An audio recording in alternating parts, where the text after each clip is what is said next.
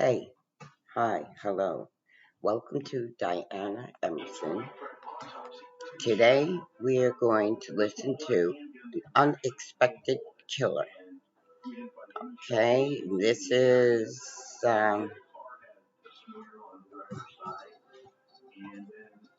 oxygen. I'll be up and down because I'm preparing to go and exercise. And it's morning and I'm in my PJs, okay? PJ on top of PJs. So, here we go.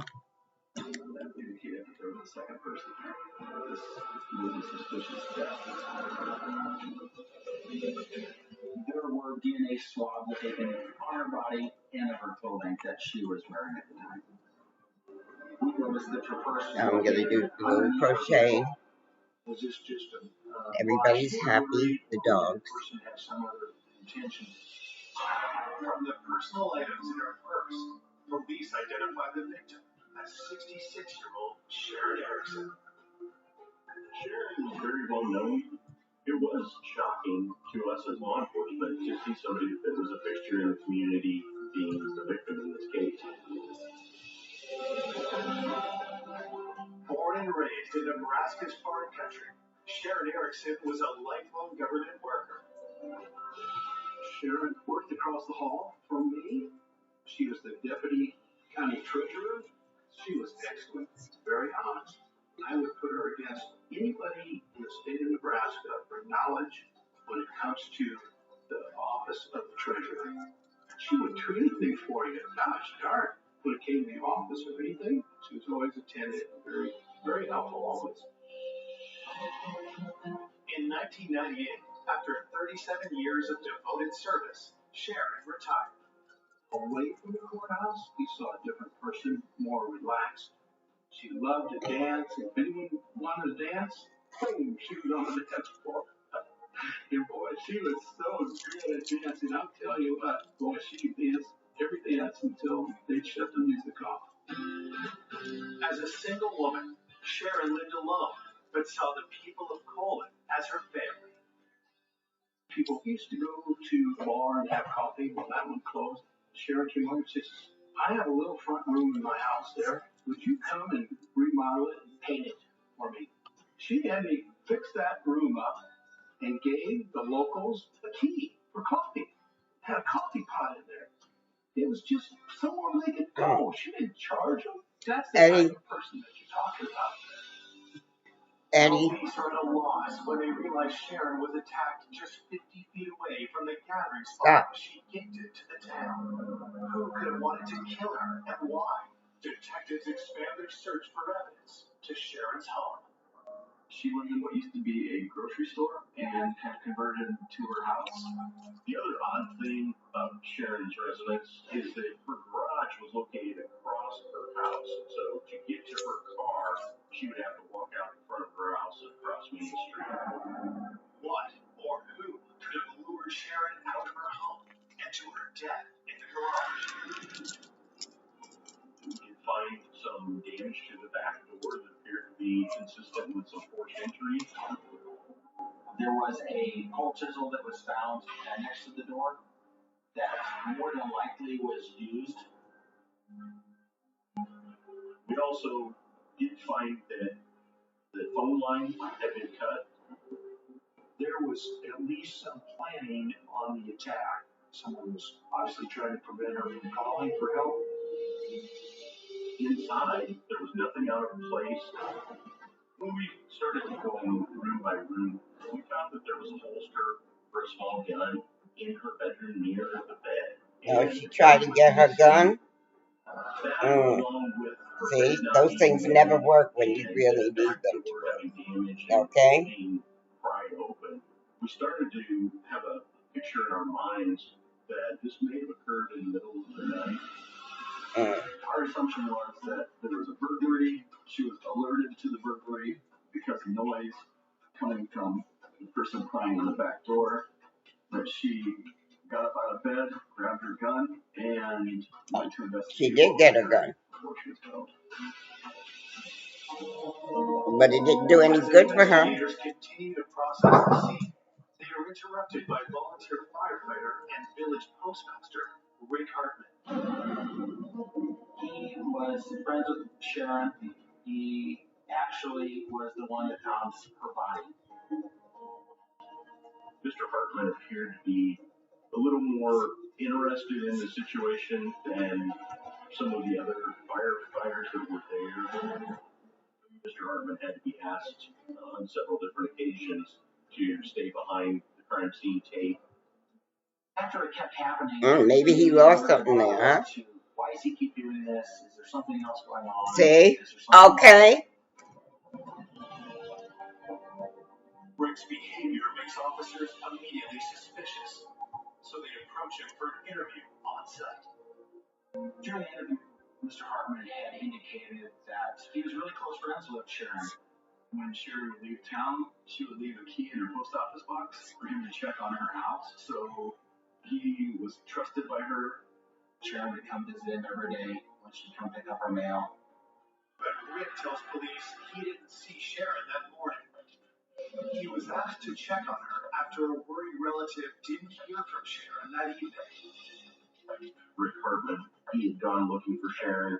Sharon was nowhere to be found. Mr. Hartman opened the garage door and could see Sharon laying beside her car. Without talking, he indicated that it was a suicide, that she had a gun, knew how to use it.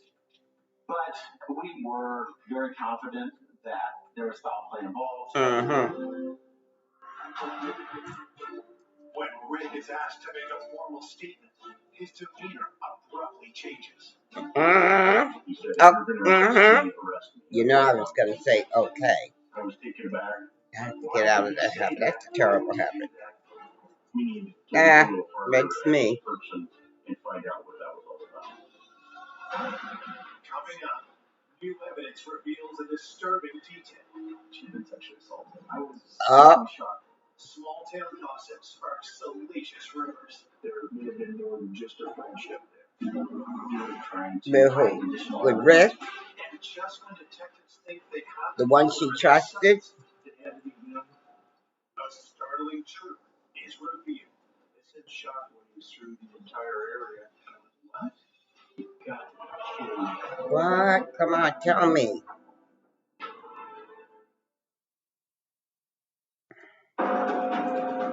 Police investigating the murder of Sharon Erickson are speaking to her close friend, Rick Hartman.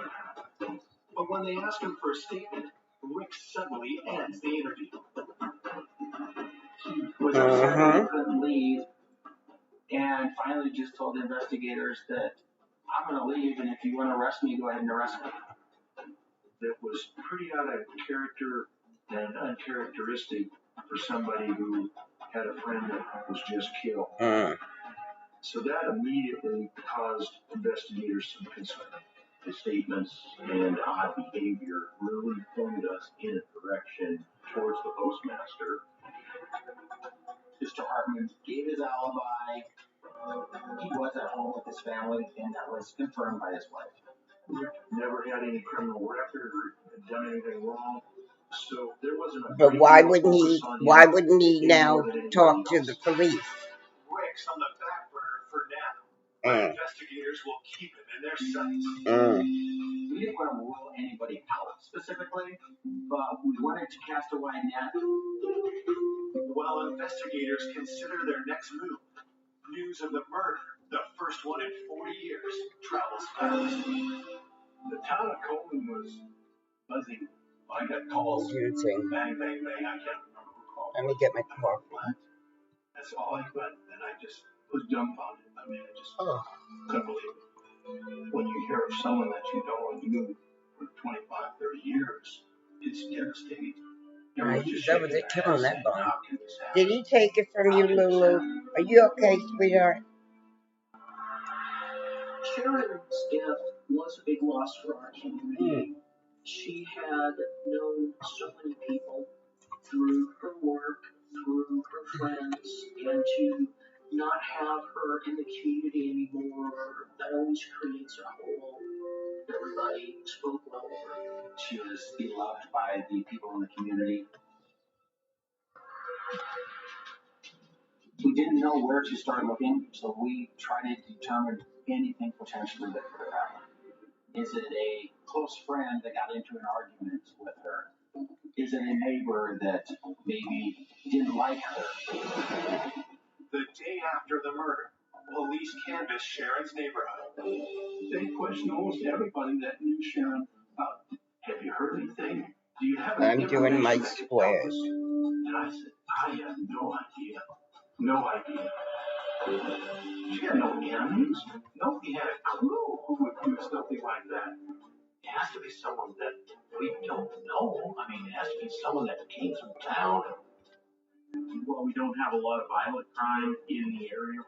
There was definitely one family that was right behind Sharon that came to mind as somebody that could have been concerned.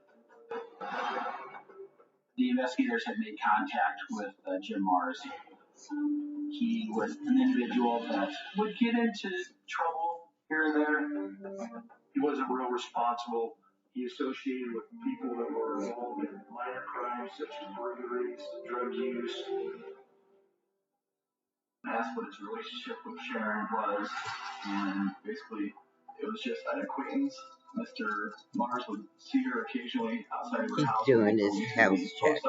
Front door They would say hi. and the back He said window he here. got in trouble by her a couple So times cute, for Eddie. mischief when he was younger. He's my little and she was security younger. guard. When we interviewed Jim Mars, he didn't know anything about Sharon. And Lulu, He she's was so watching sorry the that show she with died. me. Well, listening to it. Had been in Kansas doing a roofing job. After he got back from Kansas, he eventually went to Wahoo, drank some beer with a friend, tended to go to another bar. At that time, it was after closing time, and he drove back roads home to Colon. He estimated he got home about 1:30 in the morning. Stayed up, watched TV. Eddie, leave her alone. She didn't discover your stash. Everything Okay? seemed to be okay with his story. Investigators don't That's know my the exact coffee. time Why don't you just sit when down? the 24-year-old remains on the Thank suspect list. Give me my Before yarn. police leave, Jim gives them a tip. Your little nail. I'm going to put this on this side. Eddie. Okay? You know, I am videotaping The truck this. driver may have parked a little bit on her property and So she's keep upset going. about it. Well, sit He down. might have his Come on, vehicle Eddie, running sit. on his truck and Sit. it would bother her. Come on. She would bring it to his attention. Stop. And Stop. he would not necessarily comply. Keep going that way. Stop. I said stop. The two didn't get along. God. We were gaining information I from mean, friends that this is what he Sharon does. had Last night, I was panicked. Okay? And I definitely was panicked the night before. I woke up at 2 in the morning, and I think it was about 2. Stop, Eddie. And I couldn't go back to sleep, and I became panicked. That's how I became panicked. So when that happens, I have to have all the lights on. It has to be like daytime. My trauma happened at night, and thank God I don't live in Alaska, because the nights for many months, I wouldn't survive. I'm lucky I survived on the East Coast, because daylight comes. And then in Alaska, daylight might be confusing to my body and my mind. Okay? So, no, I wouldn't want to live where it's totally daylight for many months either. But anyway, okay, so Eddie wanted to get, he gets in the bed with me, but he likes to snuggle close.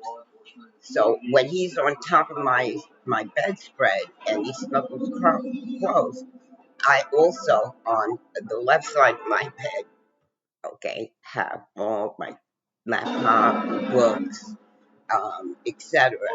So I have this. So I'm like, even though it's a king-size bed, okay, I have so much room. So when I go to try to move, I feel trapped. So he goes in the easy chair. I tell him to get in the easy chair. Anyway, let's listen. asked people if they saw the truck driver. No one had any information about him, and it didn't appear we were any further along than we were the night we got there, and the town was on high alert. There's a murder out there. It's hard to contemplate. Hard to contemplate. A week after Sharon's murder, detectives received the autopsy results. The report did indicate that the death would have occurred sometime, most likely that night or the early morning hours of the day that she was found. The medical examiner indicated that there was no gunshot wounds, that the gun had not been used at the commission of the crime. The pathologist ruled the cause of death to be asphyxiation along with blunt force trauma. It was found that Sharon had been beaten pretty severely. She had also been strangled. She also suffered some broken ribs and had some defensive wounds on her hands from fighting off her attacker. The autopsy contains one more disturbing detail. She had a small vaginal tear as well, which indicated that she had been sexually assaulted. I was definitely shocked that there was a sexual assault involved. Totally unexpected. It added a new twist to the crime, which further led to more questions. It really makes you feel for the victim. She had to have been terrified for those few minutes that she struggled at the end of her life. During the autopsy, her underwear were taken for possible examination for DNA. This being pretty early in the DNA process in the early 2000s, we waited. 2 days later, on July 10th, the trucker is back in town and police bring him in for questioning. He's not overly cooperative. He was reluctant to give any He details found the about toy. where he was, what he was doing. Detectives press the trucker on his relationship with Sharon. The truck driver wouldn't have called Sharon a friend. He felt irritated by the way she would overreact, I believe is how he termed it. He did not have a good relationship with her. But the truck driver vows he's no killer. He told us he was out of town at the time of the homicide. He was in Wyoming or Colorado. He was hundreds of miles away and had receipts to prove it. Officers were sent off to corroborate the receipt. He was asked for a DNA sample and a polygraph. He refused. I don't know. When you refuse a polygraph, It's just I one think of the something's things up. that you can add to a list of items. I'm that taking another there's sip too of my many on that coffee. list. It's That's a problem. what we have so With far. nothing concrete I linking the do trucker to the homicide, 6 detectives inches had of, to let him well, go. 6 inches across and Law 6 enforcement inches officers were in the up. process of Okay, I have my chasing down little Al measuring tape. Okay, coffee. We've been following up with people, but there was not a lot of new information coming in. And not a lot of I'm phobic that way. I cover everything. You know, because since I have my plants at the window, then if little teeny weeny bugs, like gnats, sometimes, they sit in that pot and make babies. I don't know where they will come from. 60-some years old. Who could do this? This was a shock to the whole county. As a community, you want resolution, or you just want to know why it happened and how can we get some justice out of this. Although the entire town is mourning the loss of Sharon, Rick Hartman seems to be taking an unnaturally keen interest in the investigation. Okay, so he must have been there. Ask us Okay, Rick. what we were doing about other leads, and then he would insert his thoughts. his behavior was a little more pushy, trying to get as much information as Rick could. Is this just a concerned friend who wants to see how the investigation is going, or is there something more to it? Despite his odd behavior, Rick still has a solid alibi, and the investigation stalls. We decided that we all need to get back together and just have like a brainstorm session and say, what do we do? So one of the things that we talked about is at the time of the homicide, early 2000s, meth had been a problem people would steal anhydrous ammonia from tanks and then use that to create their own methamphetamine. Some of these people were heavy addicts, very dangerous, and involved in a lot of crimes. One of the things that was being discussed with the anhydrous tanks was they were not too far from Sharon's home. So could she have seen something? I got a tickle in my nose. Said something to make someone Excuse me. believe that she knew who they were and what they were doing. Did Sharon confront them? Did they attack her to keep her quiet? We might be looking for somebody who's manufacturing and selling methamphetamine who may have been in Poland on that particular night.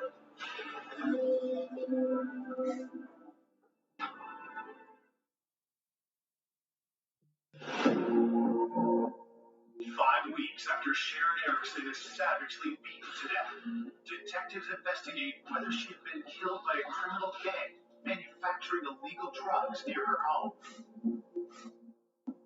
It's an easy target, no cameras in that area.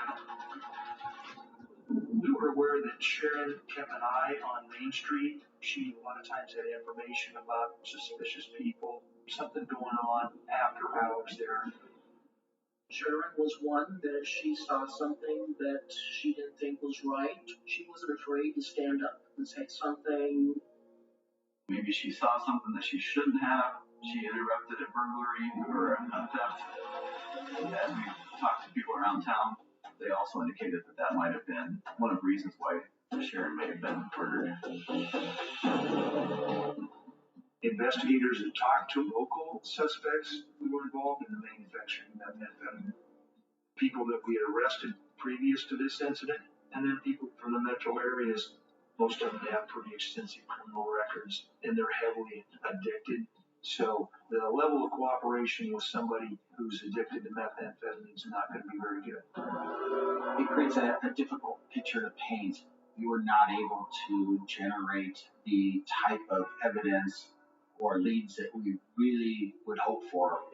We as a department were frustrated with things not happening real fast and the way that you always want. The canvas fails to yield the information police were looking for, as does the investigation into the trucker. As the investigation unfolded, the truck driver was eliminated. He was miles and miles away from the incident. He contacted the establishment where he got fuel, and it wasn't a phony receipt. With this, the driver is fully off the suspect list. After doing the first set of interviews and looking at potential suspects, the investigators really weren't able to focus on anybody that would be so mad or somebody that would want to sexually assault Sharon or to kill her. So it kind of left a lot of question marks. Where do you go? What do you look for? There's just a lot of unknowns. We just don't know what's going on. Do we feel safe or do we need to worry? Everybody had their ideas who did this, and I think it just kept going and going and going. People didn't have a clue, but they wanted to talk about it. There was a lot of discussion amongst the community members as to what was going on. A lot of rumors floating around. One of these rumors that starts circulating has to do with one of Sharon's good friends and a familiar name to detectives. Because of Rick's close contact with Sharon, small town rumors began to surface that there may have been more than just a friendship there. Many of the community members had mentioned rumors that Rick Hartman and Sharon had been having an affair. We start to wonder, was there more to their friendship, maybe in a romantic way? There was talk. This was something that was being discussed.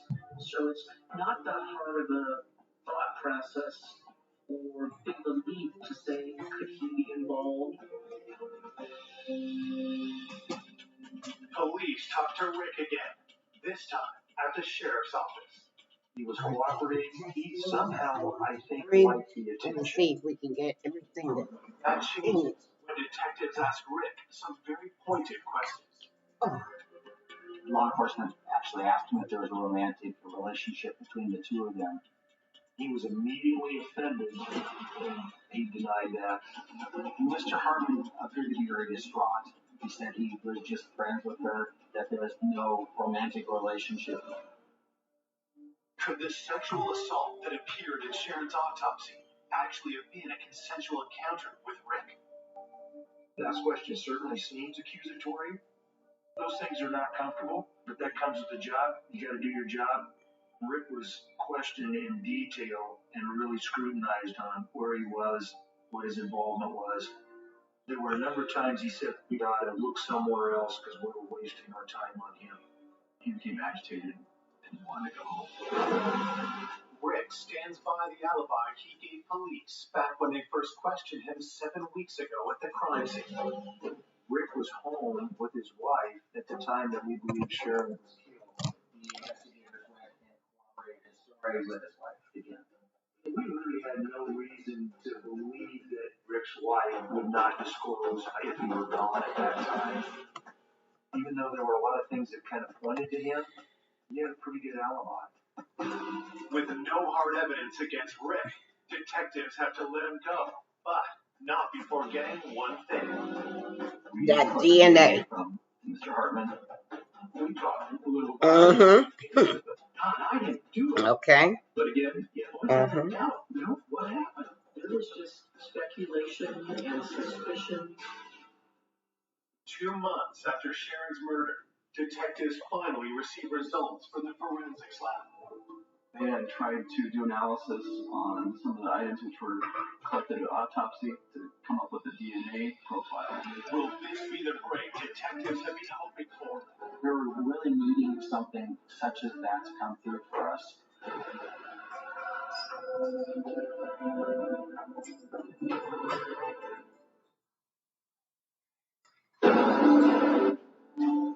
2 months after the murder of Sharon Erickson, police hope the DNA results they've been waiting for will confirm who they suspect is her killer. There was quite a bit of speculation that it could be the postmaster in town. We were contacted by our state patrol lab. They believed that there was something there, but that they could not separate out a complete profile for comparison. It was kind of frustrating to know that there may be something there, but that maybe it was a dead end that we couldn't get past. Without a DNA match, we as investigators knew that if that was the case, it would be very hard to solve this crime. But detectives aren't giving up. The Nebraska Medical Center could test smaller quantities than the State Patrol Lab could do. So we made a determination that we would take our evidence and send it in to the other lab and have more DNA testing done. Results will take months to come back, and with a killer still on the loose, nerves in small-town Nebraska begin to fray. When the investigation went on and on Gotta get a little bit more coffee. we've got to find something. We had a murder back in 69 or 68 that was never solved in Wahoo. And of course, Probably should have slapped a little lipstick, huh? we got to find out who did this. Okay, this is it. That's what you get, okay? Yeah. This is no beauty contest. This is what I look like in the morning, okay? Coffee and all. The state of Sharon Erickson had a garage sale, and Rick Hartman was at the garage sale. Mr. Hartman went in and purchased It a had to be mattress, Rick. and He went to go, because there's something he left at that site, I there bet. was some sort of maybe DNA evidence or something that would be on the Something. mattress that would be of interest to law enforcement. By somebody purchasing that and maybe getting rid of it, then it would be something that we would no longer be able to go back and utilize at a later time. Did he want the mattress because Yeah, I he hide had behind my potential glasses. sexual Especially when activity I'm not on the wearing the mattress? makeup. Maybe he was out there trying to hide Okay, additional evidence. Every time investigators seemed to close a loophole with Mr. Hartman, something else happened. He kept drawing attention to him. It was just another thing that brought him back on radar. I knew it was Rick. Asked him about We'll his see. attendance there and what he bought. He actually denied that he bought a mattress. So Mm, that caused a lot of mm-hmm. some concern on why would you buy it? He bought her Why, mattress. if you did buy it, why would you lie about it? Mm-hmm. There was something on it. To undergo a polygraph. So Oh, now he's doing the polygraph. nervous, Mm-hmm. on edge, jittery. The results from that polygraph were inconclusive. Just love my crime Left show. a lot of questions unanswered. It just I like to added figure on things the out. fire. Every chance that we could get that he could clear his name seemed to be something that elevated him to the next level. The people in town were thinking it had to be him, and were scared to go to the post office. In a small community where pretty much He's everybody the knows postman. everybody, it's easy to point fingers, it's easy to cast doubts. I golfed with Rick Hartman that week in our golf league, and he was just nervous. He was just sketchy. He was just scared. A number of us may have felt like Mr. Hartman had acted. You wonder why do I crochet so much? I'm trying to find myself something to do. Okay? So that's why I have you. We had no Because evidence that he committed the crime, other than he kept interjecting himself. you give me someone to talk to. Okay? Detectives hope the There we go. definitive proof will come But that's from the okay, Medical Center you know? Forensic Lab. The last piece that we didn't have back yet was the DNA evidence. We got a phone call, and they were able to isolate a DNA profile. They actually located a sperm cell on her clothing, which was a positive breakthrough for us. The only person that it could have been from would have been the person that had sexually assaulted her and presumably killed her. Ooh. Who was it? We felt that there was more hope in solving this than we've had for quite a while, because at least DNA is something that we can link to a specific person. We waiting for the results. Okay. Police immediately zero in on their top suspect. Ooh, Rick. We did send in Rick. Hartman's DNA. Came back not a match. No. Rick's name is finally cleared from the suspect list. Everybody go back to the post office now. Evidence is what it is. It confirmed everything that he was telling us. There was no romantic relationship. Okay, so it wasn't Rick. It had absolutely nothing to do with the homicide. I apologize for any stress we caused him or his family. If it wasn't Rick, then who killed Sharon? Then who? Now, I'm stumped. I must have missed something. If this was a stranger that was maybe passing through town, or someone completely unassociated with the community or with Sharon, that it potentially could go unsolved without any additional evidence coming forward. Investigators are back to square one, but they come up with a new game plan. We try to determine who else should we go out and collect samples from, who else were potential suspects, who could have done this, and who would provide those samples so we can send them in and see if there's a match. It was just a matter of being able to Match find everything. that one person out Yeah. there and The samples they had taken. trying to get that needle in a haystack. 10 months after Sharon's murder, in April 2004, police get the results of their DNA dragnet. The lab got a confirmation that they had a match. We now know who killed Sharon. It was the breakthrough that we needed. Oh. That sent shockwaves Ooh. through the entire area.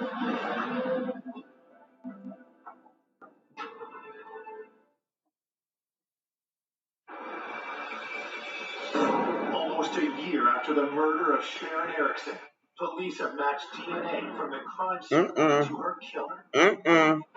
The DNA came back and it matched Jim Mars.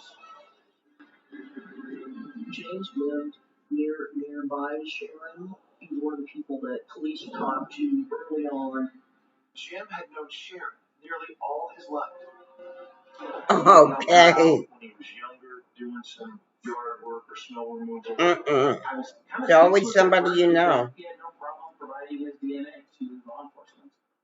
I was shocked to find out that James Mars was the perpetrator. We had never seen that type of violence out of him. Once we had a DNA match with Jim, we needed to figure Now, out next, where the holes we in his found out When we who. originally interviewed We need to Jim find Mars, out why. he said he'd been out in a bar in Wahoo, and later he went home. The bartender believed the timeline that Jim had given us was fairly accurate. Jim's mother stands by her story too. I think those alibis were solid, No, but they didn't cover him for the whole. Mom. What I think happened is he was home and left. He lived right across the back alley from Sharon's house. And even if he had been home, that doesn't mean he didn't leave his house. The determination was that we did have enough evidence to proceed with the arrest and prosecution of Jim. We went to his residence very early in the morning, and he answered the door, and we placed him under arrest. He was shocked that he was being arrested, that he was considered the suspect. We brought him in to interview him. Police try to He likes establish a coffee. motive. That was one of the unique things in this case to find out and even just try to resolve that big why. Why would that even happen? But why? He was reluctant to give any details. There were a number of times he said, I don't remember. We saw him at times.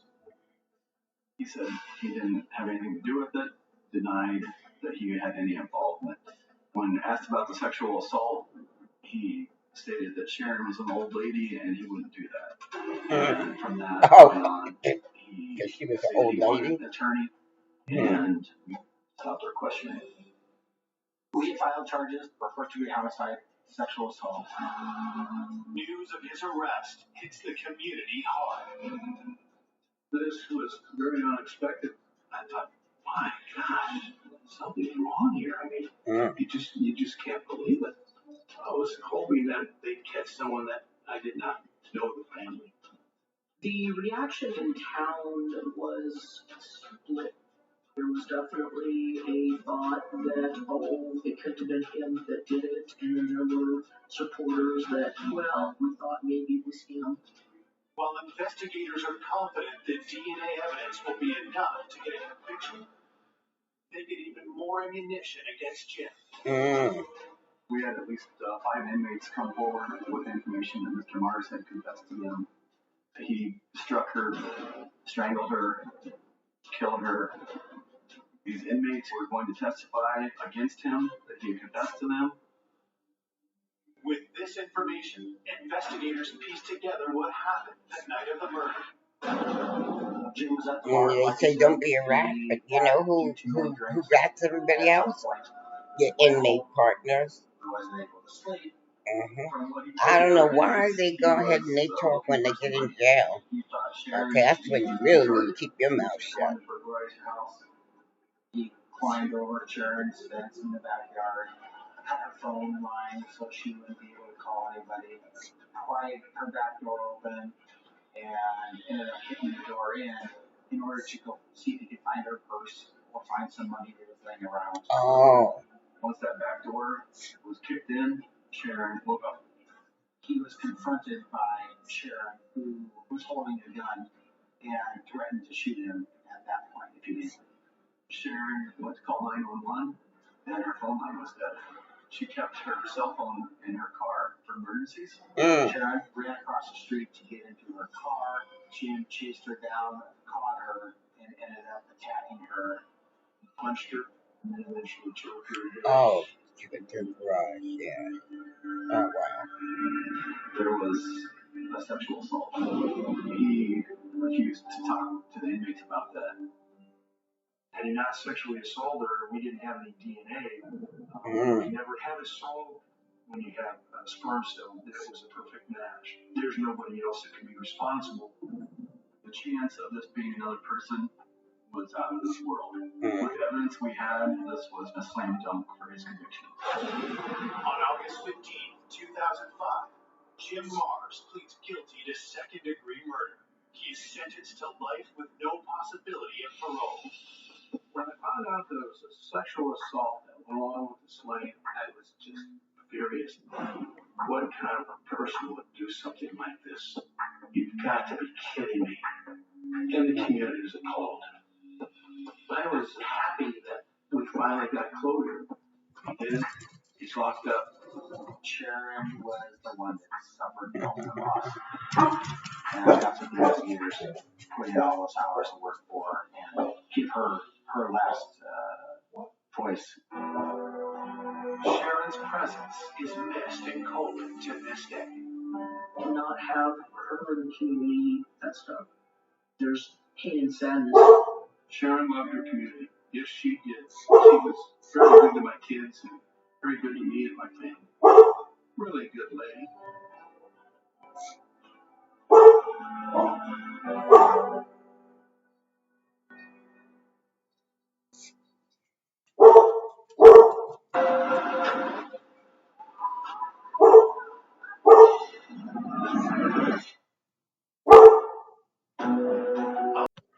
Okay, that was it. I'm going to have to find an ending for my shows. Forgive me because I'm new at all of this, okay? And I'm learning how to edit and attach music and finding a beginning and an ending to my crime shows, okay? Bye for now. A tragic accident. We noticed she did have a little foam coming out the corner of her mouth, so we thought that, maybe had a seizure or reaction to a medicine. Okay. As detectives look closer, they enough. begin to suspect foul play. They were red flags that this was more than just an accident. I'm going to say my good mornings. Okay, I say good mornings to my friends and family because, yes, I am thinking of you when I do that. We made a decision right then that we're going to That's my sister. Detectives find signs of a violent struggle. There was a picture that had been knocked off the wall. We could see the nail that was holding that picture up was bent down towards the stairway. So my theory is that there was a fight coming down the stairs. It just looked suspicious.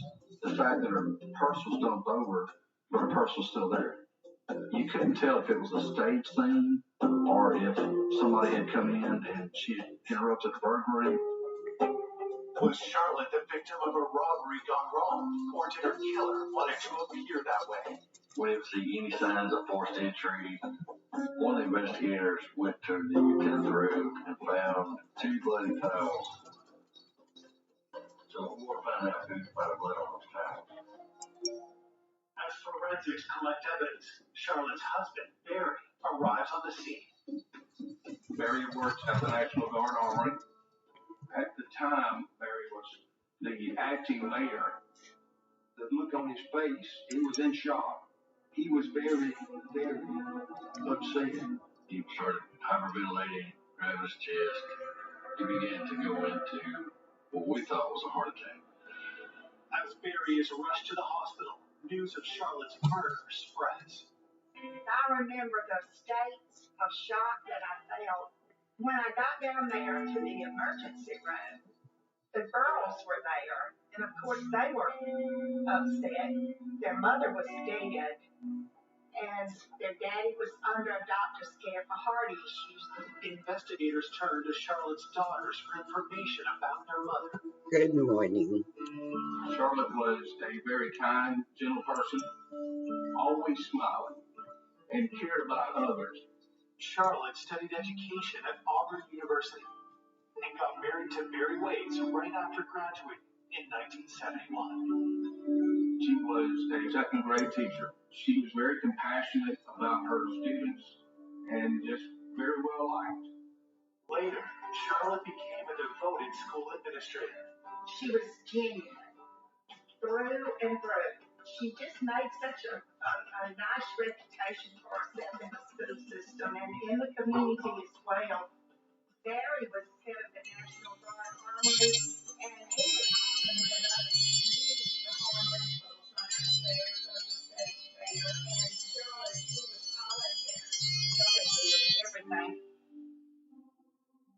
Charlotte and Barry had the perfect marriage. Two great careers, and they had two daughters. Heather was going to college, and Karen was still in high school, getting ready to graduate. When you was around them, you could feel the love. They were well respected in this community. Charlotte was a wonderful mother. I could tell what a deep love she had for her family. Who would take the life of this kind and caring woman, and why? Detectives questioned Heather about how she came to find her mother's body. Heather came home for the weekend. As a college kid, it's time to get your clothes washed and get some good home cooking. Heather said she came into the house, and then when she called out for her mom, and that's when she noticed her mom at the bottom of the stairs. And when she ran up to her, she realized that she wasn't breathing. And when she felt cold, she began to panic. And then that's when she called the ambulance. Next, she called her dad.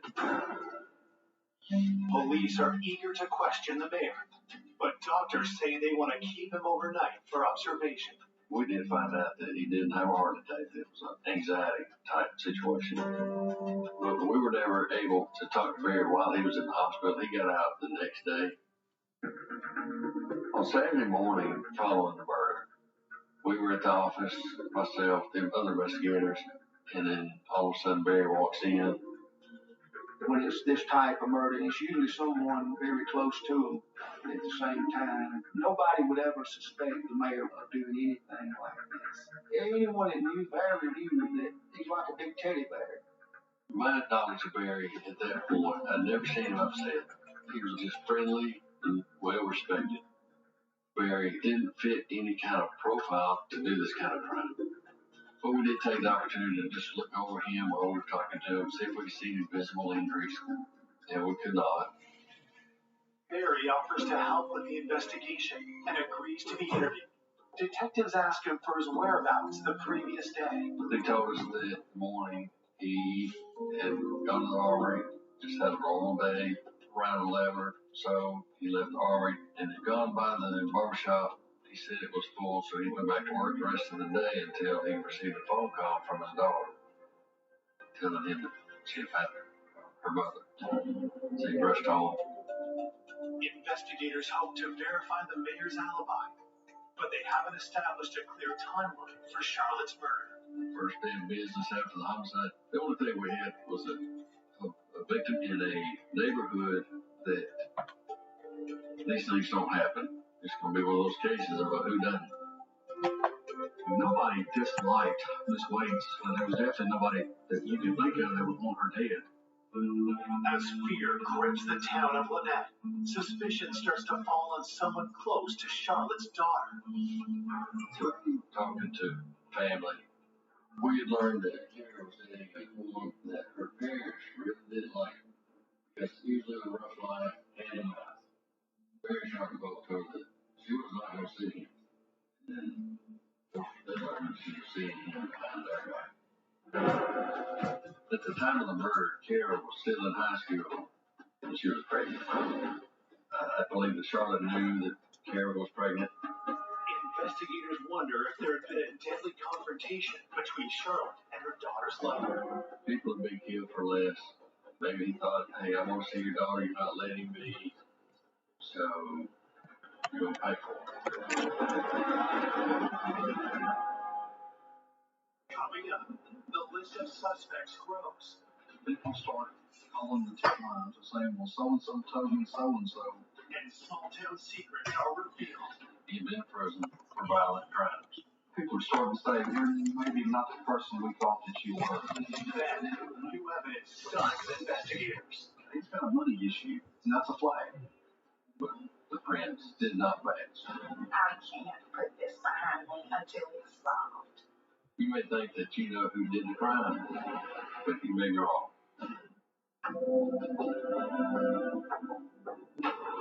Unsuspected killer. Just 24 hours into the investigation of Charlotte Waite's murder, police have their first suspect. Her 17-year-old daughter's boyfriend. We had learned that at the time of the murder, Kara was pregnant. her boyfriend just wasn't the person that they wanted their daughter to be dating. So maybe there had been some type of conflict. Police bring him into the station for questioning. He told us that he knew that Barry and Charlotte didn't like him, but he said that the day of the murder, he was working with a grass cutting crew somewhere. We were able to go to the person that he was working for that day, and they verified his whereabouts through the entire day of the murder. With Kara's boyfriend looking unlikely as the killer, detectives take a closer look at Kara. The day of the murder, Kara, we determined that she was at work babysitting. Then we started looking at Heather. We were able to show that she was at Auburn University. She had actually left 20-30 minutes prior to finding her mother. We eliminated her. It's been less than 2 days since Charlotte Waits was found dead, and the investigation is under intense scrutiny from the public and the media. We did have a lot of pressure put on us from the beginning because it's the mayor's wife. He's a pillar of the community and she's a pillar of the community. With this case being such a high profile nature, there was a lot of eyes looking at us. I was the host of the morning show on WRLD radio. We were getting calls from people all over the county. I knew Charlotte's family real well. There was so much speculation at the time. Under the close watch of the media, police turn their attention back to the mayor's alibi. On any homicide, Who, the husband? is married, you will start inside and then you work your way out. Okay. To find out the timeline of his whereabouts to eliminate him as being a suspect. Barry claims that on the day of the murder, he left work around 11:30 a.m. to run an errand, then returned. Barry said that once he got back to the armory, that he sent a fax to his commander. We traveled to Birmingham to verify who he sent the fax to, and it showed us that Barry got back to the armory at the time that he said he did.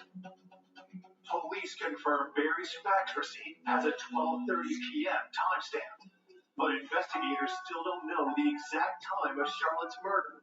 While they wait for the autopsy results, they hope Charlotte's coworkers can help provide the answer. The people that Charlotte worked with told us that Charlotte had got to work that morning, and that afternoon they were having a baby shower for one of her coworkers. They told us that she left around 11 or so. And when she comes home to get fixed up to go out to the little baby shower, Let me call my record and find out they were because getting ready to today's order out Sunday lunch and try to get in touch with her and about what she wanted. we do Couldn't get an answer. yoga with No Suzanne one saw Charlotte at again until Heather the discovered her body nearly 6 hours later. Our office was horrified. We just couldn't wrap our minds around the fact that our little ray of sunshine was dead. Sergeant Richard Carter was asking us a lot of questions, like, did Charlotte and Barry get along? Charlotte and Barry were always teasing with each other, and he was always being silly and funny, and she would roll her eyes at him, and they didn't appear to have any problems. We said what a wonderful husband he had been, and what a good daddy. Investigators hope to get more information about Barry and Charlotte's relationship from their daughters.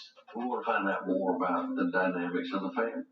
But when the daughters realized that we were looking at their father as the suspect, they became upset with us.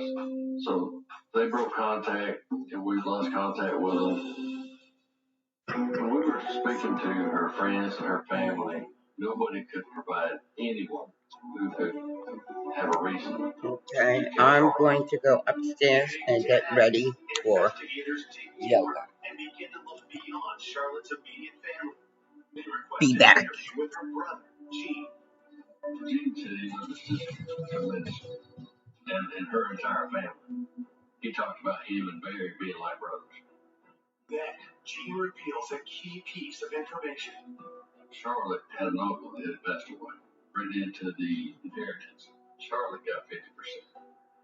and we're talking several hundred acres here, which is worth a good bit of money. At this time, they're starting to build all manufacturing areas here, and you can get lots of money for selling land or land rights. Gene tells police that the inheritance caused problems in the extended family. There was his cousin who felt like he deserved part of that estate.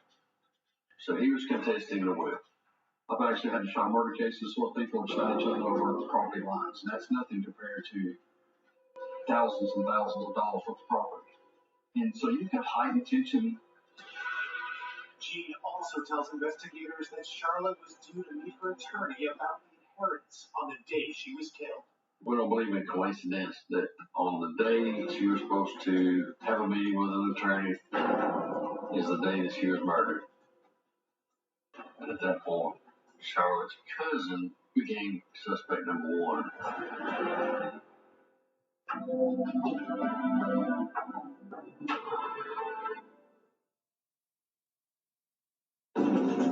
Detectives investigating the murder of Charlotte Waits have discovered she was about to inherit a large tract of land from her uncle, leaving another family member angry.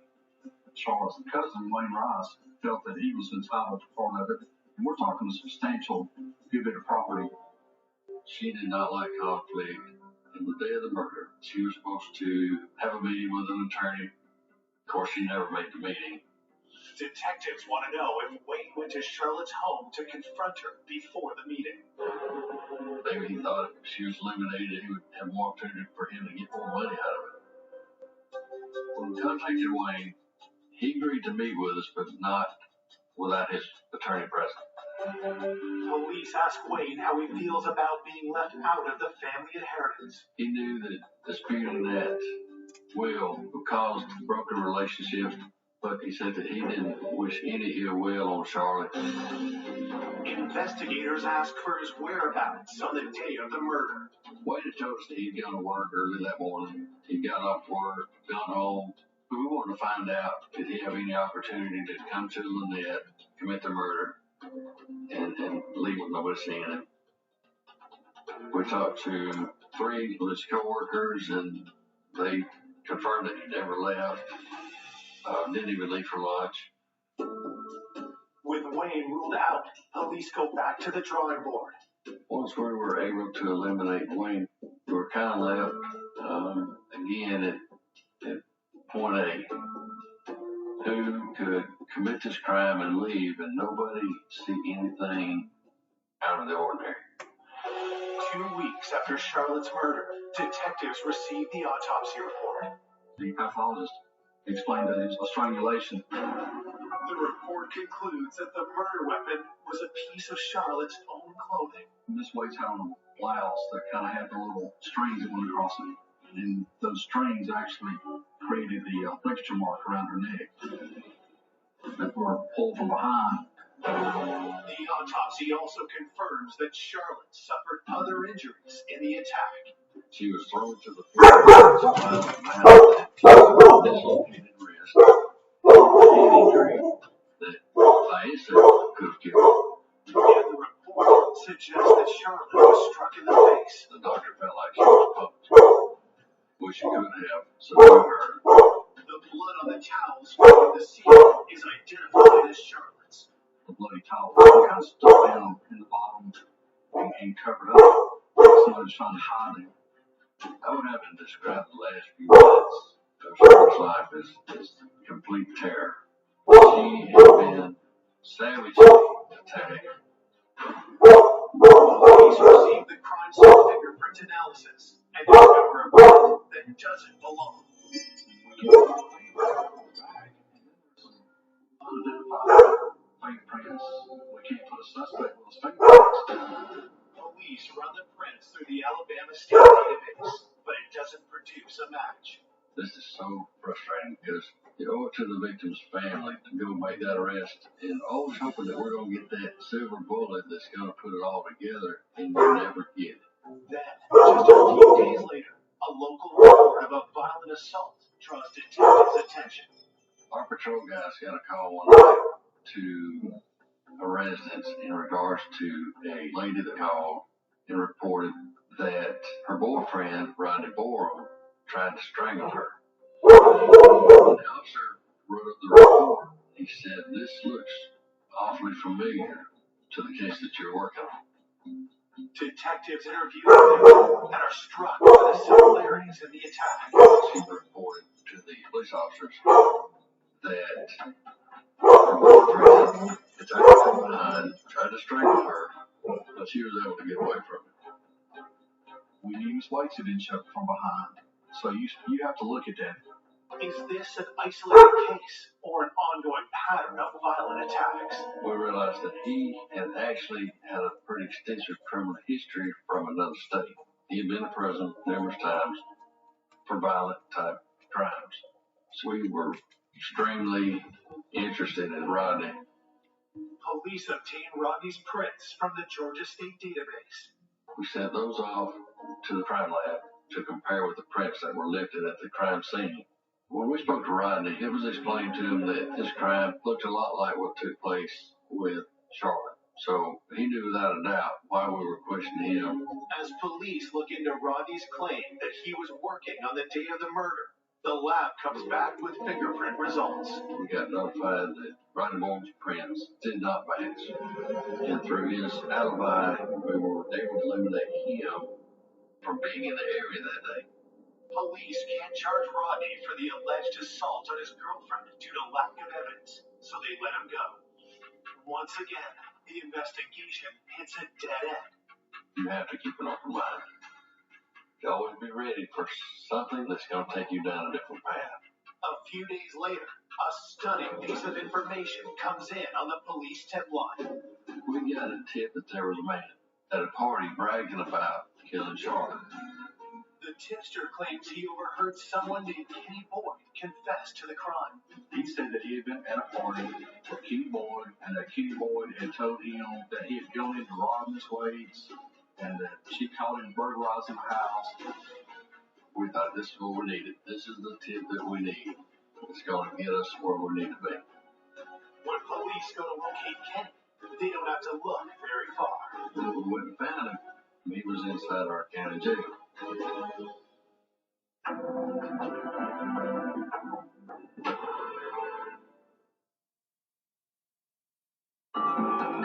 It's been almost 2 months since the murder of Charlotte Waits, and a witness claims he recently overheard Kenny Boyd confess to the crime.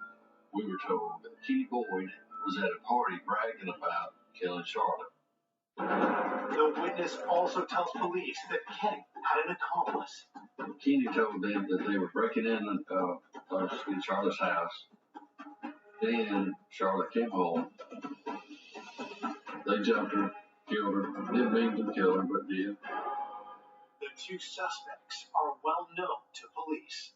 They were always in trouble, in and out of jail. Detectives head to Lynette County Jail, where Kenny has been in custody for several days on an unrelated charge. We got inside the jail, sat down in a cell, began interviewing Kenny Boyd. He said he didn't know her, and he said he did not commit the murder. He said, I don't even know where they live, but we want to find out what it was he did that day. Kenny begins to tell us that they are out going to a local store stealing cigarettes, and then they're going into a different part of town selling up some crack. Detectives are skeptical of the account and want to hear what Kenny's partner in crime has to say. We find out that the other suspect's in prison in Georgia. So we travel into Georgia, and he tells us basically the same story. He says, yeah, we were stealing cigarettes. With identical stories from two suspects, investigators look to confirm their alibi. To verify his alibi, the only thing we can do is go to the store that he said that they were selling cigarettes from. Police search the store's security footage for proof the men were there. At the time of the murder, it was documented on video that they are inside that store that he said they were in. It was very frustrating. You may think that you know who did the crime, but you may be wrong. Later on, we found out the guy that had called the tip line on Kenny Boyd just basically didn't like Mr. Boyd.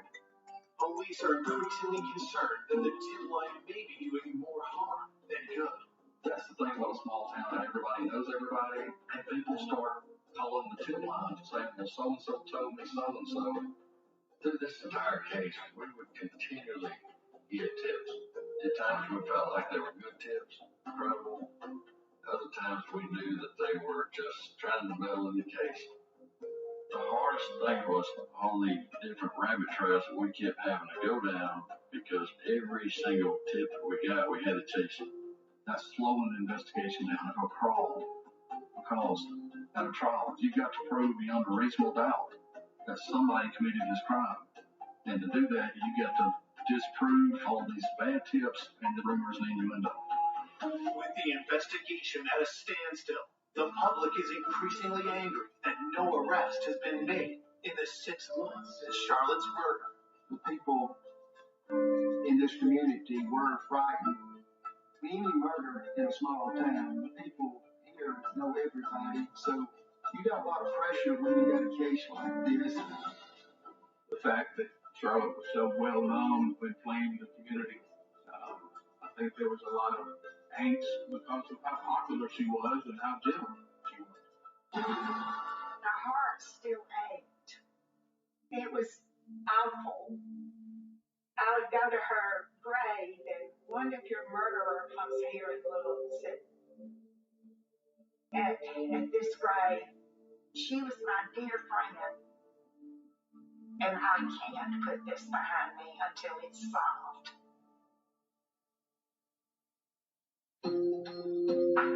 The pressure never lessened on this case.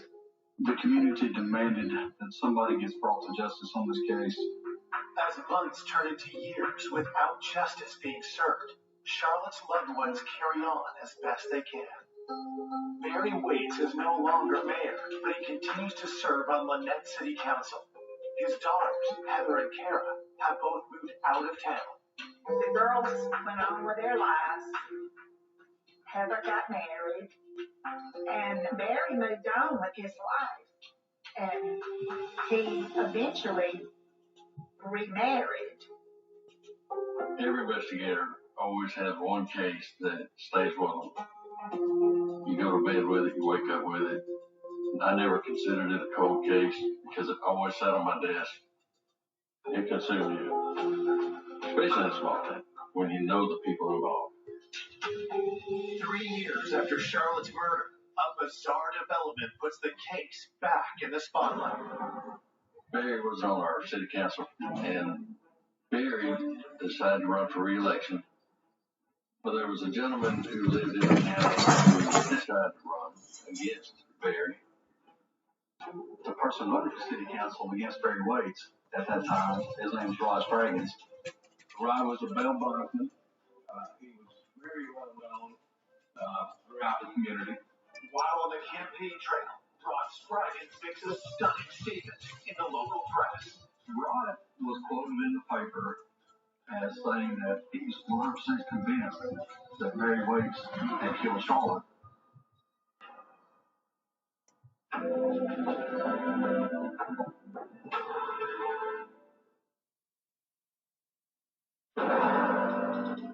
Years after the murder of Charlotte Waits, Rod Spraggins has publicly declared that he knows who killed her. Rod said Charlotte came to me in a dream and committed. Barry didn't want to kill her.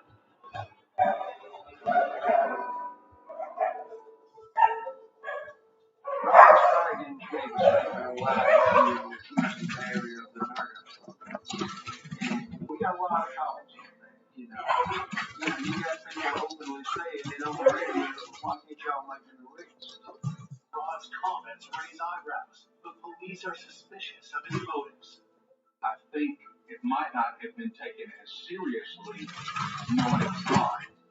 Rod Spraggins he's a con. Okay. One of those that just stirred up stuff. Got my And exercise suit on. In our eyes as investigators, Rob had no evidence. I'm ready. I want to flatten out my tummy and firm everything up because everything seems to have been dropping lately. So I want to firm it all up. I kept hearing these rumors. Barry was the caretaker of his mother's savings account. And it was my understanding that out of $100,000, there was $100 and some change left in the account. We found out that his mother was actually losing her house. Oh, They wow. started looking at him going, man, you're maybe not the person we thought that you were. Police decided to take a closer look at Barry's finances. As we're pulling banking records, I discovered where Barry had taken $12,000 out of his mother's account, put it into his personal account, and spent the money. This had been prior to the murder. So I think he's stealing from his mother. Where did the money go? You know, if you steal from your mother, you steal from anybody. Yeah, for sure. Further analysis of Barry's bank records lead police to suspect that Barry is hiding an illicit source of income. We need to Like find out where he's ID. stealing money from. Get that way in. Start another Okay. side investigation I'm ready. into his Got my financial phone. dealings at work. Investigators interviewed Barry's superior at the National Guard Armory. The commander was telling Oh, me that and Barry took really this doesn't have down. any way to steal money, but they're allowed to rent out the armory for weddings and stuff like that. The commander said, but he hasn't rented this thing out in quite a while. Investigators find that Barry had been renting out the armory without notifying his superiors. Barry was using his position to rent the armory out, and then he was holding the money on his own. And that actually amounted to a pretty substantial amount. Barry had worked for the National Guard Armory for at least 20 years. When they realized that he was stealing money from them, they were shocked. They could. Barry agrees to talk to police about the alleged embezzlement. He was embezzling. Okay, you know you got to pay that back one way or another, else before they find out. Yes. You know, killing your mother ain't gonna solve the problem. And he was sentenced to 6 months in jail. With Barry temporarily behind bars, investigators shift their focus to one crucial question. Could his greed and financial desperation have had something to do with Charlotte's murder? Just because you're a thief doesn't make you a murderer. Because you need money real bad, that is motive for you to kill somebody. Barry's got a money issue, and that's a flag. Police discover a pattern of behavior that began years prior, during his marriage to Charlotte. At the time of the murder, they were behind on several payments, car payments, telephone. They were behind in their utility bills. Although we don't know where the money's going, couldn't determine if Barry had a girlfriend or anything. Couldn't find any gambling problems, no drug issues. Police finally uncover the nature of Barry's voracious spending. We learned that Barry had a problem playing the stock market, and he had lost a bunch of money. He would do it without Charlotte knowing, because it was totally against her wishes. Investigators develop a theory of the murder that revolves around Charlotte's disputed inheritance. Charlotte's cousin, Wayne Rice, he was contesting the will, so we thought she wanted it settled. And Barry did not want to settle. He was trying to talk her into holding out. Don't give Wayne Rice any money. That she was supposed to have a meeting with an attorney on the day that she was murdered. Did an argument erupt over the inheritance, leading Barry to murder his wife? I never would have expected Barry to be the suspect. Yeah, I didn't think it was him either. Okay. Now, later, doubts began to cloud my mind. Money had to be a factor in this murder case. I never felt like he went home to kill her that day. I think it was a fight, and I felt that if I could ever get him to talk to me again, I could get a confession from him. Police asked Barry for another interview. He agrees. I told him our goal was to continue work on this last murder case, but we needed to talk to him some more. He asked me, can I call my wife? And the state investigator told him the only person you can call is your attorney. Oh. Well, I pissed him off. Okay. So he said, fine, let me talk to my attorney. So really need a chance we have to confession. Once again, the investigation goes cold. There was some angst in the community. We don't want an unsolved murder. We want closure to this case. And I don't think it was ever a case where the police didn't want to bring this to trial. I think it just took time to put the puzzle together. Police are stunned when nearly 5 years after Charlotte's murder, a pair of unexpected witnesses come forward. See? Went to the DA's office to You can't tell nobody when you're doing something wrong. After refusing to speak with police for years, Heather and Kara provide investigators with explosive new information. And finally, after so many years, they were ready to offer what they could to find justice for their brother.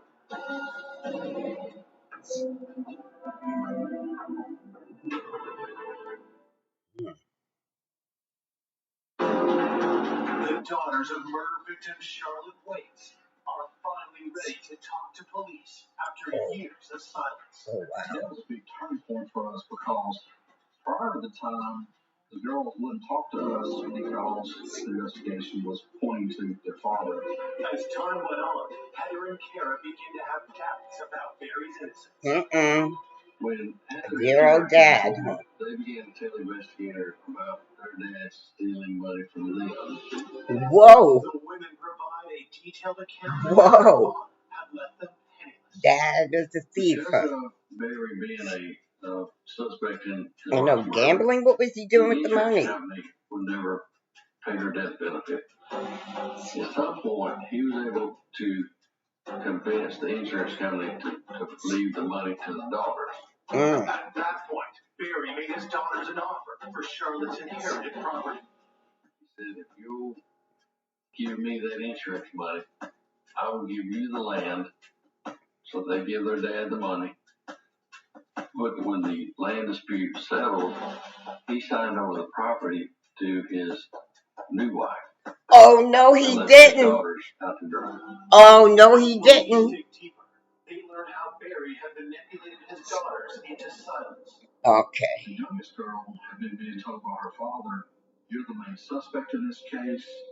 You can't talk to the police because everybody in this town believes that you killed your And mother." lying to your own family. Find out that Barry tried to throw police off his trail by providing false tips.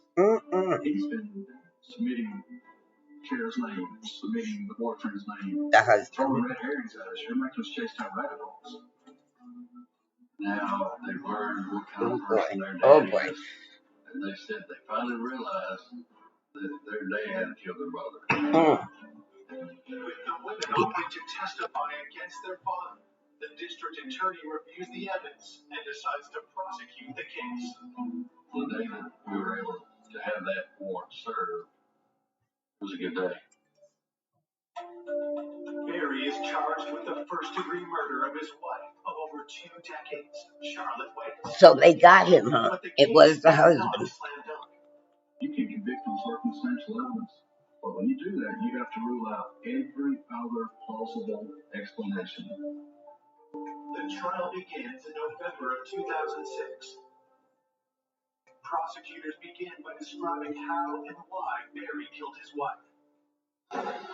They assert that Barry left work around 11:30 a.m. to confront Charlotte at home about her disputed inheritance. So Barry left Armory, went straight home to talk her out of making that settlement offer. And Barry comes home, and they start arguing. And she says, "This is my family, and I'm going to do it, and this is my decision." Then Barry turned violent. And at that point, he gets her. He calls her nosebleed, and she wipes up with the towels. And that's enough. She's just getting out of there and getting away from Barry. But Barry doesn't let Charlotte escape. He reaches and grabs her shirt and pulls her shirt back and starts choking her. And he pulls it so tight that he absolutely strangles the life. Now, was Barry the husband? Yeah, I was up there putting my gym clothes on. Takes her and just kicks her down the steps. Oh, no, he didn't. He goes down and lays over the body to make sure that she's dead. Prosecutors say Barry attempted to cover up his crime. He hastily hides the bloody towels and dumps Charlotte's purse. And then he leaves and he starts putting his alibi together. He then goes back to the armory and he sends a fax, and that fax is supposed to be putting him out of the time frame of being at the house at the time she's killed. The prosecution shows that Barry had sufficient time to commit the murder. An hour and a half time frame from when Mr. Waits had left the armory and back to the armory listening to facts. And prosecutors proved that every other suspect had an airtight alibi. Every other name, every other person that was mentioned, we can eliminate. But we cannot eliminate Barry. I think today I'll start on a different crocheting stitch. When I get back, I'll show all of my squares, and I have rounds also. That don't have anything to do with this crime. But Barry Waits' fingerprints were down low, close to Charlotte Waits' body. Finally, Barry's daughters take the stand. You could read it on their faces and you could hear it in their voices. They were 100% convinced that their dad killed their mother. After a brief deliberation, the jury reaches a verdict. Well, the jury came back guilty. It wasn't relief. It was just a feeling of calm. I went to her grave that afternoon and I said, okay, sweet girl, you can rest in peace. Because we know that your killer is going to pay for what he did. Barry Waits, the former mayor of Lynette, is sentenced to 40 years in prison. I think at one time, Barry was a person that needed to take care of his family. But whatever demons he had that made him burn up his family's money, his mother's money, consumed him, overtook him, and the need for money was more important than his wife's life or his daughter's love. This family was totally devastated be back. by that one senseless criminal.